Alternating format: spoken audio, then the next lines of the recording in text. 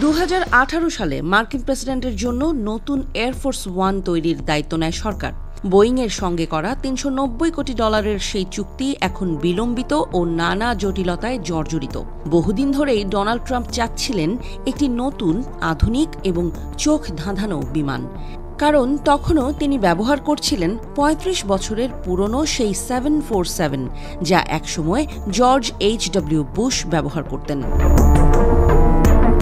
এমন প্রেক্ষাপটে ট্রাম্প প্রশাসন এক অপ্রচলিত পথ বেছে নেয়, একটি বিমানের খোঁজে কাতারের দিকে হাত বাড়ায়।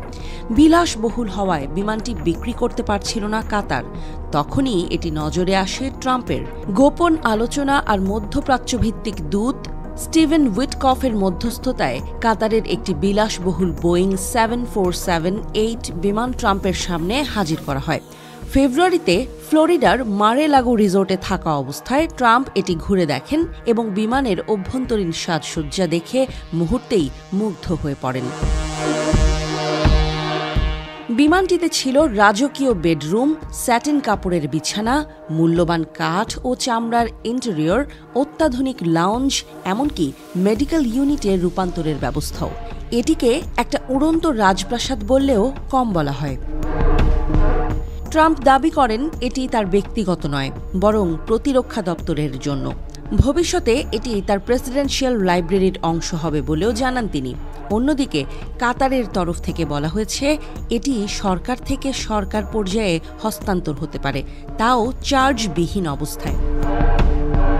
তবে বিশ্লেষকরা বলছেন বিষয়টি একেবারে সরল নয়। এই বিমানকে প্রেসিডেন্টের জন্য উন্মুক্ত করে তুলতে গেলে লাগবে পারমাণবিক বিস্ফোরণ প্রতিরোধ ব্যবস্থা, মিসাইল প্রতিরোধ ব্যবস্থা, সাইবার নিরাপত্তা ও গোপন যোগাযোগ প্রযুক্তি। এসব রেট্রোফিট করতে খরচ পড়বে 1000 কোটি টাকারও বেশি।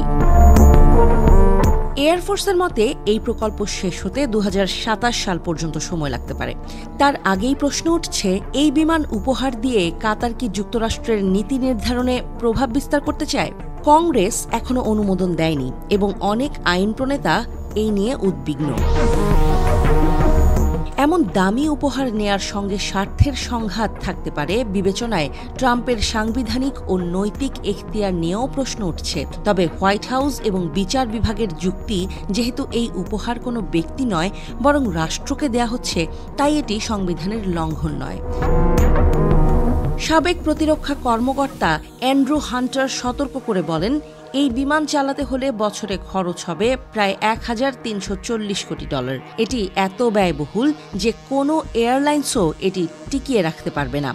অবশেষে প্রশ্ন থেকেই যায়, এই বিমান উপহার কি প্রেসিডেন্টের প্রয়োজন মেটাবে, নাকি যুক্তরাষ্ট্রের ওপর বিদেশি প্রভাব বিস্তারের এক নতুন পথ খুলে দেবে?